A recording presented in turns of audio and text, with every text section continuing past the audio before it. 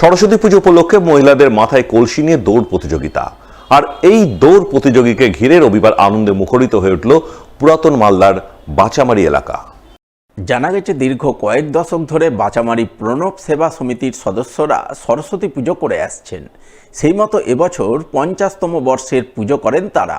আর এই পুজো উপলক্ষে রবিবার সকালে প্রণব সেবা সমিতির পক্ষ থেকে মহিলাদের জন্য নানান প্রতিযোগিতামূলক ক্রীড়া অনুষ্ঠানের আয়োজন করেন, যার মধ্যে মহিলাদের মাথায় কলসি নিয়ে দৌড় প্রতিযোগিতা এলাকায় ব্যাপক সাড়া ফেলে।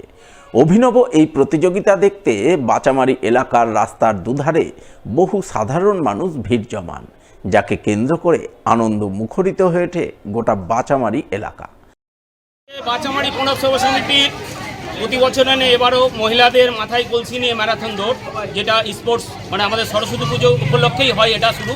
এবার বিশেষ আকর্ষণ সেটা হচ্ছে আমাদের 50 বছর পূর্তি হচ্ছে। এবার এই 50 বছর পূর্তি উপলক্ষে নানা রকম খেলাধুলা মহিলাদেরকে নিয়ে বাঁচামারি মহিলা সমিতির সহযোগিতা আমাদের প্রণব সেবা সমিতিকে ব্যাপকভাবে করছেন।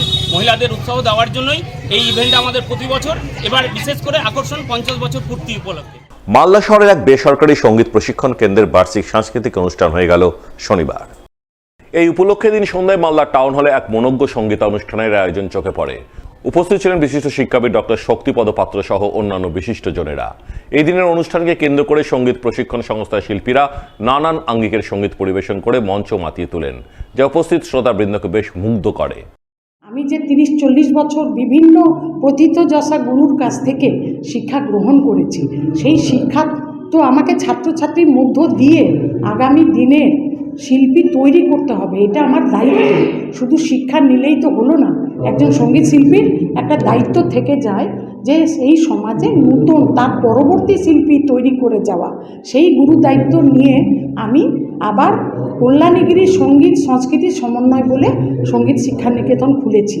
তার আজকে বার্ষিক সাংস্কৃতিক অনুষ্ঠানটা করলাম। অন্যদিকে হবিপুর ব্লকের বুলবুলচন্ডী এলাকায় এক বেসরকারি সাংস্কৃতিক চর্চা প্রশিক্ষণ কেন্দ্রের বার্ষিক মিলন উৎসব হয়ে গেল রবিবার। এই উপলক্ষে দিন বুলবুলচন্ডী এলাকায় এক বেসরকারি ভবনে নানান অনুষ্ঠানের আয়োজন চোখে পড়ে, যাকে কেন্দ্র করে সাংস্কৃতিক চর্চা প্রশিক্ষণ কেন্দ্রের বিভিন্ন বয়সী ছেলেমেয়েরা নাচ, গান, আবৃত্তি, অঙ্কন সহ নানান প্রতিযোগিতায় অংশগ্রহণ করে। প্রতিযোগিতা শেষে সংস্থার পক্ষ থেকে প্রথম, দ্বিতীয় ও তৃতীয় স্থানাধিকারী প্রতিযোগীদের পুরস্কৃত করা হয়। আমরা সুরবিতানের 45 বছরে পদার্পণ করেছি।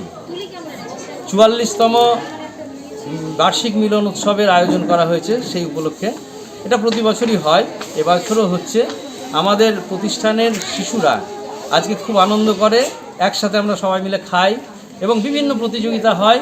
প্রচুর বাচ্চারা পুরস্কার পায়, খুব আনন্দ করে তারা সারাদিনটা কাটায় পিকনিকের মেজাজে, এবং অভিভাবকরাও আমাদের সাথে সামিল হয়।